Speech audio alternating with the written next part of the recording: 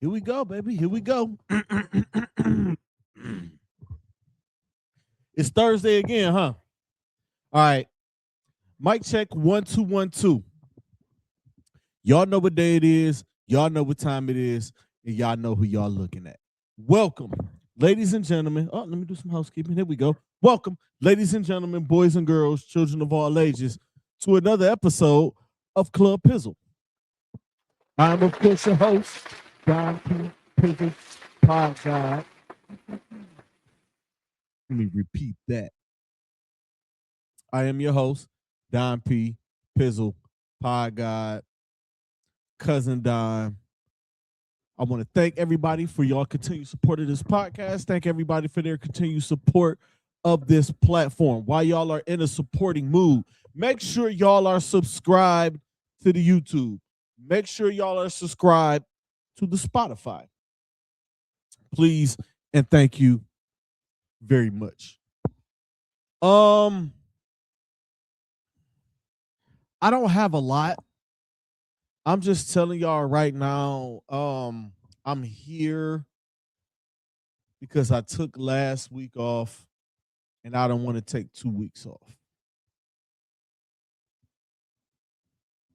I got a lot of things running through my brain right now that I will not share with you guys, but I will share with you at some point when I'm ready. Okay. But I am here. People are like, all right, the pod guy, like, where you at, dog? Like, I missed you last week. So here I am.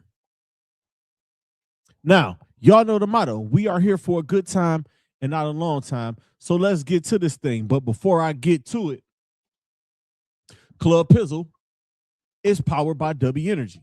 W is clean, W is crisp, W is focused. No crash, no jitters, no why am I vibrating moments. Just straight up smooth energy that actually lets you lock in, whether you're editing at 2 a.m., gaming until sunrise, or just trying to make it through your day. So how do you get W? People keep asking me. Easy. Log on to W.com, pick out something, pick out a tub, pick out a sampler with a cup. There's a flag there. They got some merch there, some hats, and all of that. And at checkout, put in code PODGAWD, PODGAWD, and you'll get 10% off of your order. Let me repeat that. Log on to W.com. Pick something out, and at the checkout, put in the promo code PODGAWD216, and you'll get 10% off of your order. So don't play around. Support the pod. Support the movement. W Energy, lock in, be legendary. I thought I had some sound effects down here somewhere, but I'm working with some stuff. Yeah, let's get that applauses going up in there. As y'all can see, I've been doing some housekeeping. I didn't even peep my sign back there, but y'all see I got the new Peterson Media banner behind me. I've been rearranging my man cave, so y'all know how that go. But let's just get to it, man. I really, again, I'm here, but I promise you guys, I'm gonna put my best foot forward. I'm gonna give y'all the best show that I possibly can. Let's start with the Cleveland Cavaliers. And for the record, this is not a James Harden jersey. This is a Pizzle jersey. Y'all got that? Let me turn around so y'all can see it again. That is a Pizzle 1 jersey. Had to add this one because all I had, this is the last one that I needed to get as far as this year goes, like the jerseys. Y'all know how I do.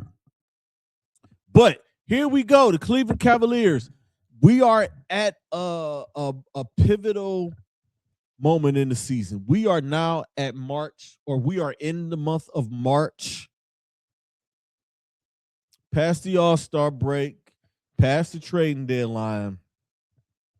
The team that you see out there is a team that they're gonna roll with until whenever. Okay, and in the last 5 games since the loss to Oklahoma City, and I said that the next stretch of games after the OKC game, they needed to go 3-2 in those games. And they proceeded to beat the New York Knicks. Came back the next night, lost to the Milwaukee Bucks. It was some fluky-ish going on there. Friday night against the Detroit Pistons. Last Friday against the Pistons. Again, some other fluky mess going on, losing in overtime to the Detroit Pistons. Came back and beat the Brooklyn Nets on Sunday in a game that shouldn't have been as close as it was, and proceeded to beat the Detroit Pistons on Tuesday night. So now they finish, they go 3-2 here. I'm satisfied, but I'm not satisfied because they should have went 5-0. The Milwaukee game, they should have won that game. It was a mucky game, and they lost at the end. It was a mucky game. It looked like two teams on the back end of a back-to-back. It looked exactly what it was. But those are the kind of games that the Cleveland Cavaliers have to win. Where you're gonna have some playoff games where they're gonna look like that.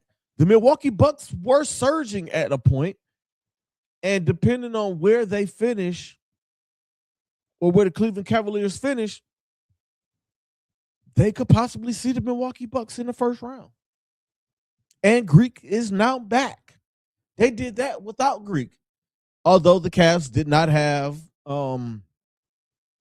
Harden or Mitchell in that game. I'll get to that in a second.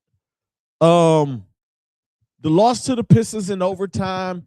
Listen, I'm never going to just totally blame the officials, but it seems like, and it might just be me, and it might just be my homerism talking, it might just be the Cleveland and me talking. But it seems like the Cleveland Cavaliers always gets the short end of the stick in close games. Even in the game against the Knicks last week, they were up and they were getting ready to run away with it, and crazy foul calls start happening. It seems like somebody in Cleveland, Dan Gilbert, Kobe Altman, Mike Gansey, I don't know what it is, but it seems like somebody in the Cleveland Cavaliers organization pissed off somebody in the NBA offices, because the Cleveland Cavaliers rarely get benefit of the doubt. They do win a lot of challenges. Kenny Atkinson, and shout out to Kenny Atkinson and the staff for winning so many challenges. They be on point. So shout out to those guys, because they're always winning challenges. I swear I brought a bottle of water over here. I can't find it. I got some down here. But it just be a lot of stuff. And again, they could have went 5-0. They went 3-2. I'll take 3-2. The injuries are still an issue. Injuries are still a problem.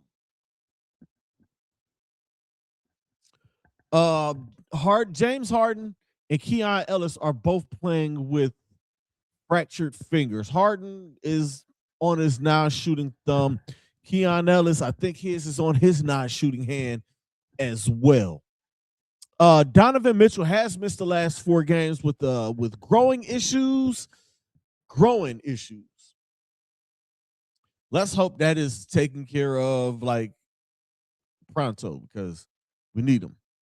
I have my theories on if he's really injured or not, but I won't say anything. I'll leave it alone. There's a lot of teams that do this shit, so I'm gonna leave it be. Dean Wade has an ankle, and he's been out for a few games with an ankle. When Jared Allen missed the second half of Tuesday's Pistons game, he went knee to knee with somebody, and let me tell y'all, bumping knee, like, it don't feel good at all. I bumped my knee getting in my car today, leaving Hobby Lobby, and I was not feeling it. I ain't gonna hold y'all. I'm just gonna be dead ass serious about it. Like seriously, man. I could not take it. Max Strus is trying to come back.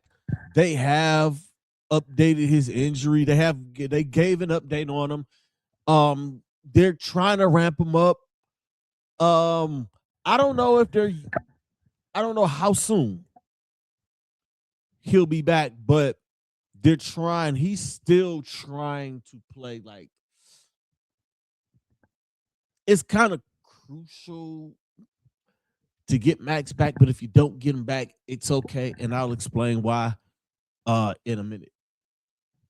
Now they have 5 days off before a back-to-back against Boston and Philly. Boston Sunday, Philly Monday. I'll be in the building Sunday. I have to see with the Boston Celtics. And the news that came across my desk as I was at work this morning that Jason Tatum is a possibility. He is coming back, and he might be back as early as tomorrow. I thought the game against Dallas was tonight, but it's tomorrow. So there's a possibility that Jason Tatum could be back for the Boston Celtics. And that changes a lot with me.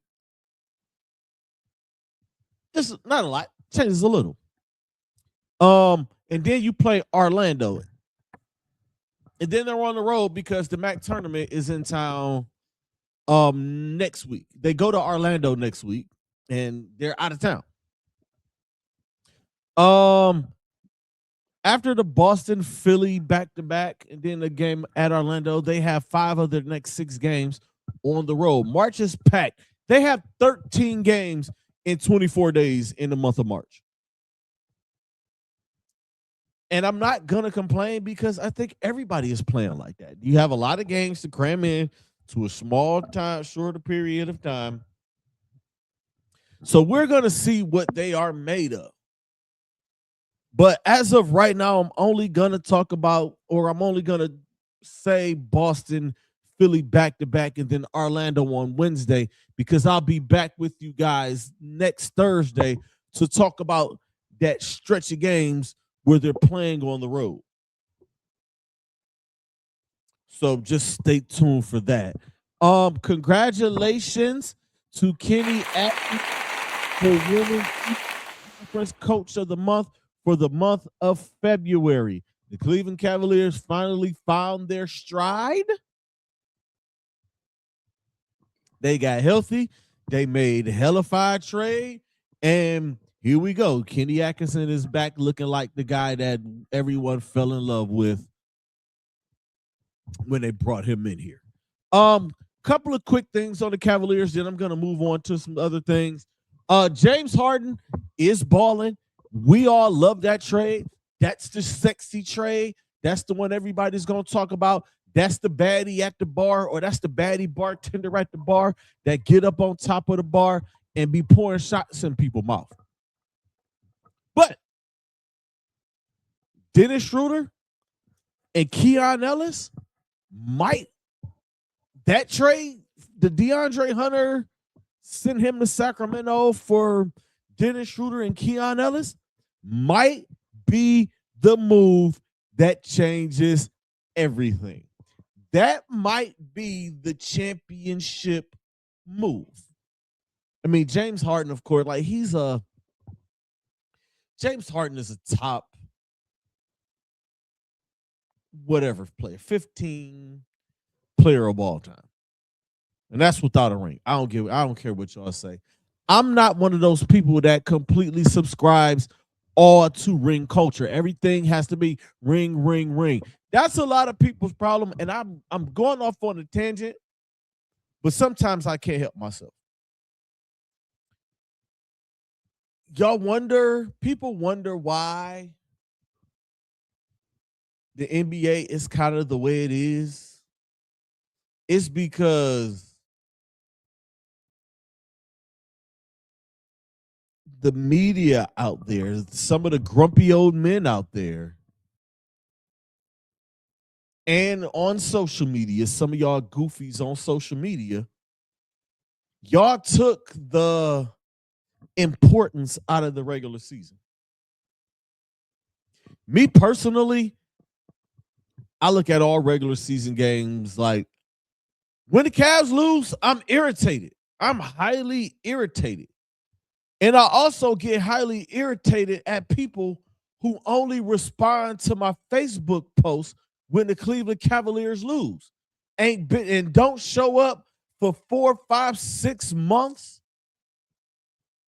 But you want to show up when the Cavaliers lose, and I say I'm okay. Anyway, that move, I'm all for that move. That's off on the tangent, but again, I'm back. Here we go. Hey, Black History Month, Jared Allen was a real thing. It was like he put the Black History shirt on and turned into a completely different person. Word to Donovan Mitchell. Now, they should allow him to wear that shirt for the rest of the year. Hopefully, the knee bump, and I think they just took precautions because trainers do that. That's why they pay those guys the money that they pay them. Now, he missed the second half. It was just a precaution. All right, sit here, and you got days to rest. We'll get you back Sunday against Boston. And through this whole stretch, even like Dean Wade's defense is going to be needed. You do miss Dean Wade out there. He may not give you many points, but Dean Wade is going to play defense. He is one of the best. He is one of the Cleveland Cavaliers' best on-ball defenders. He erased Jalen Brunson. A lot of people don't want to admit that because they don't like Dean Wade. I don't understand why people just don't give props when props are due. And as far as I'm concerned, I don't give a damn about Jason Tatum. This conference still runs through Cleveland. It still runs through Cleveland because I am of the belief still that if the Cleveland Cavaliers would have played the Boston Celtics in the Eastern Conference Finals, had the Boston Celtics made it to the Eastern Conference Finals last year, the Cleveland Cavaliers would have won the Eastern Conference Championship. For the last 2 years, there is only one team in the NBA that's better than the Cleveland Cavaliers, and it is the Oklahoma City Thunder. That is the only team in the NBA that I worry about. They have it all, and even without their best players, they still play at a high level. Jalen Williams has missed a whole lot of this season. Shai Gilgeous-Alexander has leveled up. Chet Holmgren has leveled up on the offensive end. Kasem Wallace is a dog, and watching his production go up and watching him ball out has been like great to watch. I love watching Oklahoma City Thunder, except for when they play the Cleveland Cavaliers, because they play good basketball. They do a lot of hacking. Shai Gilgeous-Alexander is a foul merchant, but we have OG foul merchant in James Harden. So shut up. By the way, Casey Wallace's brother, Keaton Wallace, I seen him playing the G League. I think he's with the Atlanta Hawks now. Like, dude, get busy. Like, they're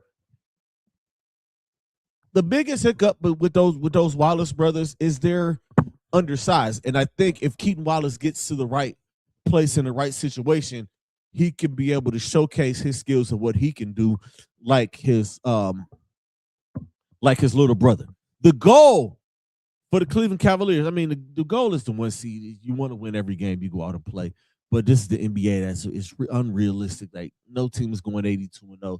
73-9 has only been done one time.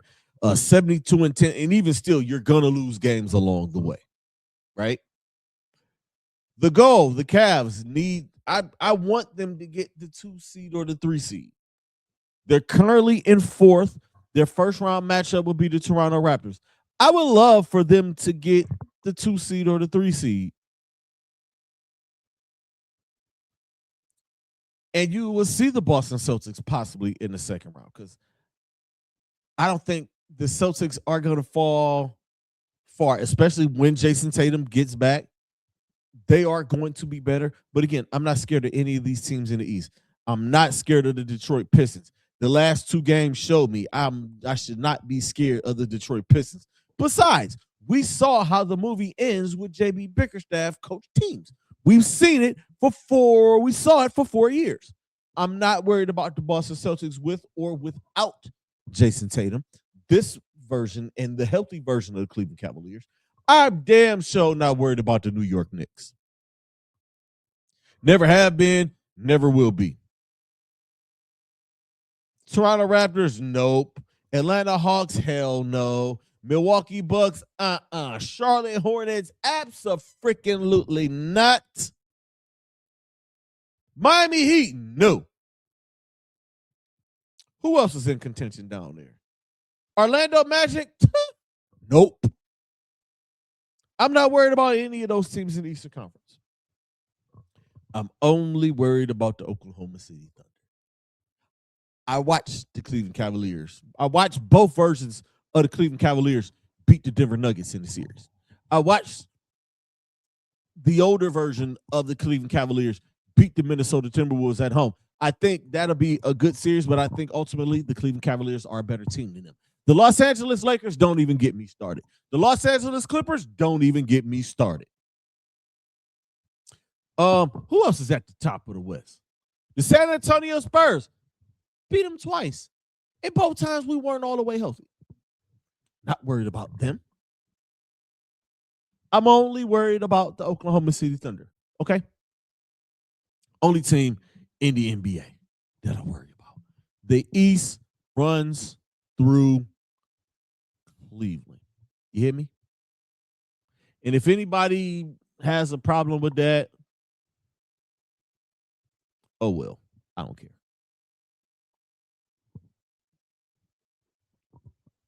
I really don't. Let's switch gears. Let's move on. Let's talk a little bit about the Cleveland Browns. The combine was last week. I don't need this page. But the combine was last week, and Andrew Berry got up there and talked. Andrew Berry says a lot, but he also says nothing at the same time. But just deciphering the things that he said at the combine last week, they are going to fix the offense. The quarterback situation is still unsolved. I'm going to get back to that one. They are going to make moves. They are going to bring guys in, but they are not going to make a big, huge splash. So that means more than likely they're going to stay where they are in the NFL draft. And they're not going to go crazy in free agency. They are going to bring in some offensive linemen. They did bring in one. I'm going to talk about that in a second. They're not quite all in. Again, he said that's a year away. Translation, Deshaun Watson's 80-something million comes off the books. Then I got stuff to play with. Let me get back to this QB situation. They are going to draft a guy. And they are going to draft a guy somewhere 3rd, 4th, 5th round. Okay? Deshaun Watson and Shedeur Sanders are going to be here. I don't expect Dylan Gabriel to be here. If Dylan Gabriel doesn't get traded on draft day or released or not released, like it won't surprise me. Like, it's one of the two are going to happen. March 11th, free agency begins. They can start cutting guys. If Dylan Gabriel's on that list, so be it. Don't expect him to be here at all. But they're going to draft a guy in those middle rounds. They are also going to sign a QB in free agency. It's not going to be Anthony Richardson. It's not going to be Malik Willis. Too much money wrapped up in that. Too much money involved. However, there is a guy out there who doesn't have a team and is still going to get paid a whole lot of money and will sign for $1.5 to $2 million. His name is Kyler Murray. I know what y'all are thinking. I don't like Kyler Murray. Guess what? I don't give a shit. And you know who else don't care? Andrew Berry. And let me tell y'all something. Kyler Murray is better than any of the quarterbacks that are on the roster right now. Yes, I'm talking about Deshaun Watson. Yes, I'm talking about Shedeur Sanders. Yes, I'm talking about Dylan Gabriel. We saw good Kyler Murray when he was with Cliff Kingsbury. The Cardinals are just a bad, horrible team. They stink. So, feel how y'all want. And I know, and this is where, you know what, I ain't even going to go there. They are going to draft a guy, whether it's Garrett Nussmeier, whether it's Drew Aller, or if it's Carson Beck. Carson Beck was at Georgia when Todd Monken was there. I keep hearing Ty Simpson's name. I don't think they'll draft Ty Simpson. I think Ty Simpson is going to go in the first round or the second round. One of these teams is going to draft him. Probably the freaking Arizona Cardinals.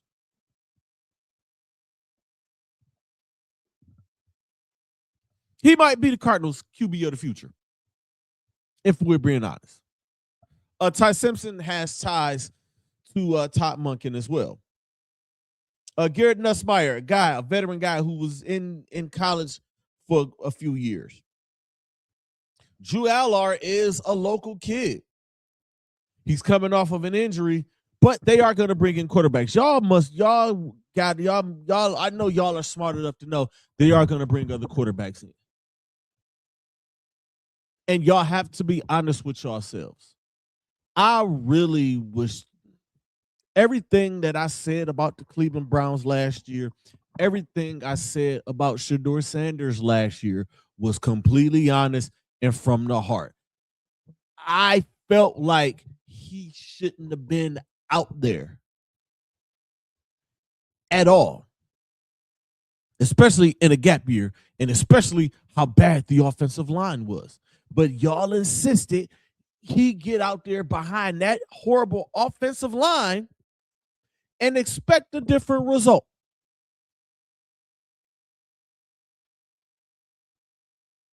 But all people heard me say was I didn't want Shedeur Sanders, or I didn't think Shedeur Sanders should have been out there. And maybe that was Kevin Stefanski's thinking. Maybe it wasn't. Doesn't matter now. He's not here. Let's see. The offensive line is a priority, and wide receiver is a priority. So I'm expecting something to go on there. They traded for the Houston Texans offensive lineman, Titus Howard. That's your right tackle. So in this draft, look for them to take an offensive lineman at 6 or 24, or a wide receiver at 6 or 24. It's either way it go. That first round, 6 and 24, O-lineman, wide receiver. Which brings me to the Christopher Cargile list. All right, here we go. Let me do this right. I got to do this right. As y'all saw on my socials, My guy Chris Cargile is one of my go-to people, like on the sports side. Man, him chat on a daily about stuff. He is now the official draft guy for Peterson Media. Yes, sir. Yes, sir. Shout out to and I posted his list up of the guys that he gave me, the Chris Cargile top, the 10 guys, the wish list. And let me preface this by saying these are 10 guys that they should try to get in the first round. Not gonna get all of these guys, and that's not what the thing is. Like, this is just the guys, the first round guys that the Cleveland Browns should go after if they are available at the picks that they are at.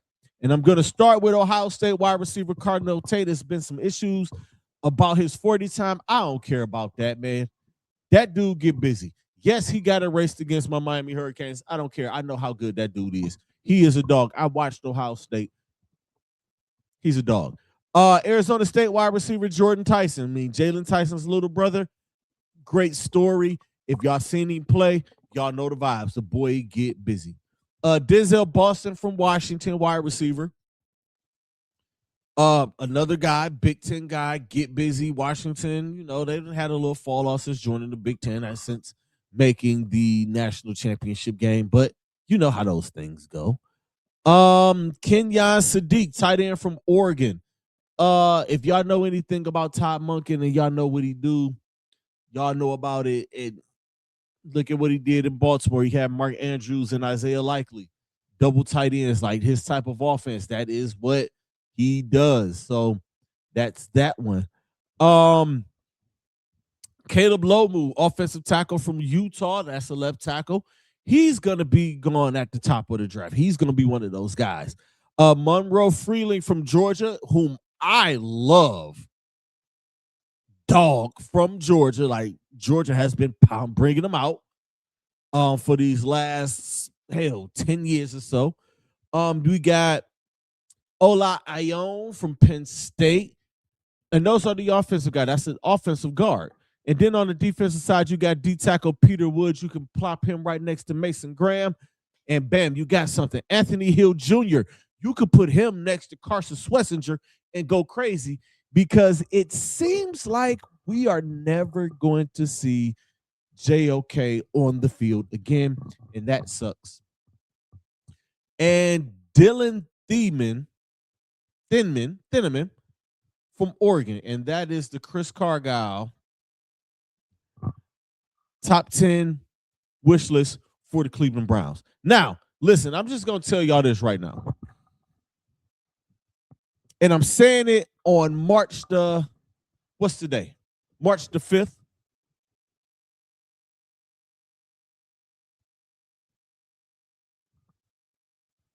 Don't expect anything crazy. Okay? It's going to be small moves here in free agency when free agency starts next Friday. I'll have more on that. I'll have a list. I'll have the Chris Cargile list of free agent guys to go after. Don't expect them to make no crazy splashes. The draft is really where it's at. They got quite a few picks, and it's gonna be that, okay? I don't want to, just don't say I didn't warn y'all. Don't say I didn't tell y'all that this is what it was going to be. Okay? Now, let's move on, shall we? We got a little bit of time here. I want to take this time out real quick to give y'all a little tease and a little preview of what my new pod, the Push and Berry podcast, is going to be like. And the Push and Berry podcast, yes, is coming soon. I don't have a concrete date for it just yet, but it is happening. It is going to come out. So just be ready for that. Okay. The Push and Berry podcast is it's wrestling based, it's WWE based. And with that said, man, let's just get right to it. Y'all know the motto. We are here for a good time and not a long time. This is not going to be a long segment at all. I am just going to give y'all a quick little recap of what happened at Elimination Chamber last week. The results here: Rhea Ripley wins the women's Elimination Chamber. She is going on to WrestleMania for her 5th title match. That is quite a feat for a woman that is only 26 years old. Raquel Rodriguez really stood out in this match. Like, she looked every bit of the dominant big woman that she has morphed herself into. Like, her look, like, she looks great. She's taking on a female Kevin Nash version, except she can wrestle a little bit. Fuck Kevin Nash and his remarks about Javon Evans. I didn't like that. Javon Evans. I didn't like it. Kiana James looked impressive for someone who people didn't expect to be in the chamber to get her win. It's like, all right, we want to see some new people. All right, bam. Y'all want to see new people in the chamber? Here we go. We got Kiana James in there. She looked great. She started off with Tiffany Stratton, and she went quite a long way before getting power bomb and double pin by Raquel, her and Asuka. Again, Rhea Ripley is headed to Mania. She beat Tiffany. Rhea Ripley is, as far as the women on the roster go, we know that Charlotte is still there. We know that Becky is still there. We know that Bayley is still there. But Rhea Ripley is right there. And it's something that she said on Sam Roberts' podcast. She was like, we're not telling the 4 horsewomen to move out of the way, but y'all got to scoot over because I'm coming in here. And she has made her way in, her as well as Bianca Belair and Liv Morgan. Like, it's a good sight to see.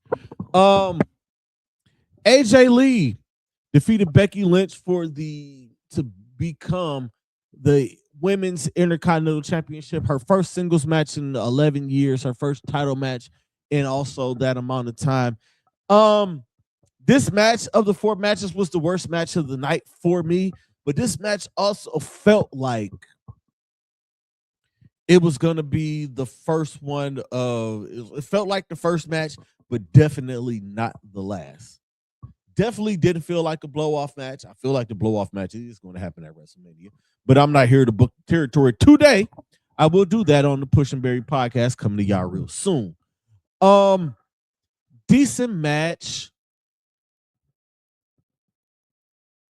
Good to see AJ do a full match after being in tag matches for her first couple of matches back, working her way back in. And again, like in Chicago, that's her new adopted hometown. She's been there for however many years. She's been married to my guy CM Punk. But again, man, this match was it was the worst one of the night. But again, we'll see where it goes. CM Punk defeats Finn Balor to retain the World Heavyweight Championship. This was the best match of the night for me. These two guys, man, CM Punk and Finn Balor, are 2 of the best in the world. CM Punk, yes, he did take a lot of time off, but that dude still knows how to get it done. It still knows how to get busy in the ring and on the microphone, which I will talk about in a second. Finn looked great. Like, he looked like it was like, ooh, he could put a monkey wrench in WrestleMania. And we'll see what they have for him as far as WrestleMania. As far as CM Punk in Chicago, it's a cheat code, man. It's a damn cheat code. The entrance, bravo. Fire. What an entrance. Love the entrance. United Center, Chicago. That's like Hoodie Mello, Mass LeBron, Untucked Kyrie, Black History Month, Jared Allen.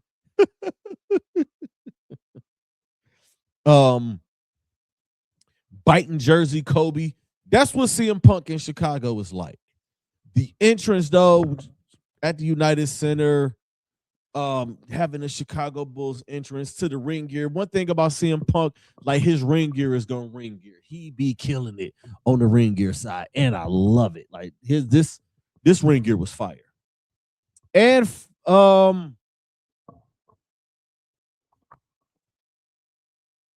they revealed what was in the box. And in the box, they opened the box, it fell open, and there was a coffin on the inside.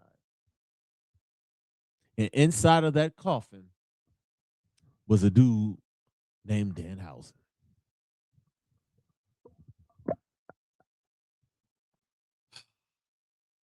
Listen,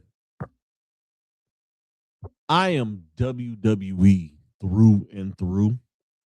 I've watched WWE since I was 3 years old. I'm 43. I just turned 43 in January.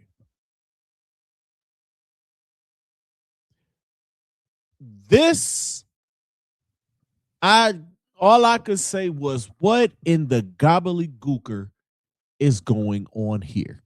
Who the F is this dude? And why does he look like Count Chocula? And why is he carrying around a mason jar full of teeth? Who the hell is he? Don't know who he is, but I am going to give him a chance. I was just let down by that stupid reveal. I was not happy about it. Like, who the f is Danhausen? I thought it was bad. And even the people in Chicago thought it was bad because they booed him. And that brings me to the main event. Randy Orton wins the men's elimination chamber. What a star-studded match. You had Randy Orton, you had Cody Rhodes, you had LA Knight, and you also had Logan Paul, who's an internet star, mixing in Trick Williams and Javon Evans. This is a star-studded. Then we're going to look back at this chamber 10 years from now and be like, yeah, this is one of those ones. Of course, Logan Paul was a late addition due to the injury of Bronson Reed, and Jey Uso won the match on last Monday Night's Raw. And Jey Uso got injured on SmackDown. Jacob Fatu and Logan Paul had a match to determine who would get in the chamber. Logan Paul won it with some help from Drew McIntyre. More on that in a minute. And Logan Paul got 3 pins. He pinned LA Knight. He pinned Trick Williams. He pinned Javon Evans. But he got pinned, but it was a little bit of help. The Masked Man came back after a stupid reveal on SmackDown, which turned out to be a decoy. And I was like, yeah, that got to be a decoy. And of course, the Masked Man was Seth Rollins. Happy about that. We're going to see where that leads to. And then Drew McIntyre had to make his presence felt.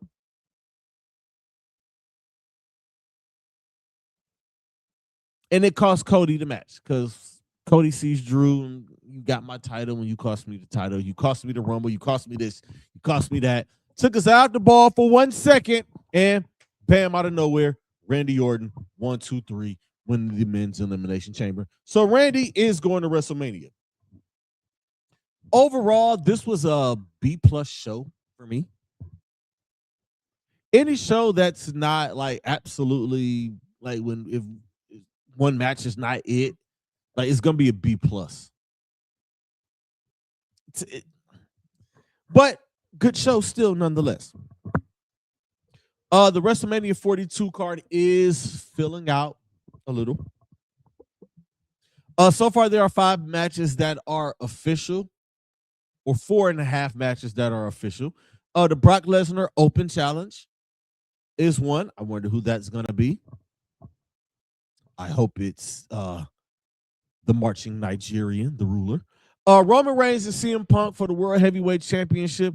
This match, listen, all I'm gonna say is CM Punk did go to the extreme. So I'm expecting Roman Reigns to say, "Oh, you took it there, I'm taking it further," and that's something you don't want to do. Expect Dead Dog to be brought up on Monday. Liv Morgan versus Stephanie McCure for the Women's World Championship. Rhea Ripley versus Jade Cargill for the WWE Women's Championship. And there is an asterisk by Randy Orton versus Drew McIntyre for the undisputed WWE Championship. Because this coming Friday or tomorrow on SmackDown, Cody Rhodes takes on Drew McIntyre for the undisputed WWE Championship. Now, again, I'm not booking the territory here, but I feel like this thing is going to end somehow, and Jacob Fatu is going to find his way into this, and I think it's going to end up being a fatal four-way for the World Heavyweight, for the undisputed WWE Championship, because Drew has just been screwing everybody over, and he don't care about it. He's just screwing. He screwed Jake. He attacked Jacob, apparently. He beat Rhodes for the title. Jacob cost Cody the title. Drew cost Cody the Rumble. Drew just been going around kicking people in the head. And why the hell aren't the WWE officials closing out the Elimination Chamber up quicker? Because y'all taking too long. Y'all got masked men getting in there. When the masked men get in and out of there, then here comes Drew McIntyre's ass. WWE, y'all need to fix that. And with that said, y'all, I'm gonna get out of here. Thank you guys for tuning in. I greatly appreciate it. I will be back again next week, hopefully. Again, man, this has been like interesting couple of days for me. I'll just say, just pray for me and my family. And like I said, when I'm ready to talk about it, I will talk about it with you guys. But until then, man, always protect your peace, protect your energy. The message is more important than the messenger. And creators, be great. Stay positive, because negative energy is trash. Until next week, y'all. Peace.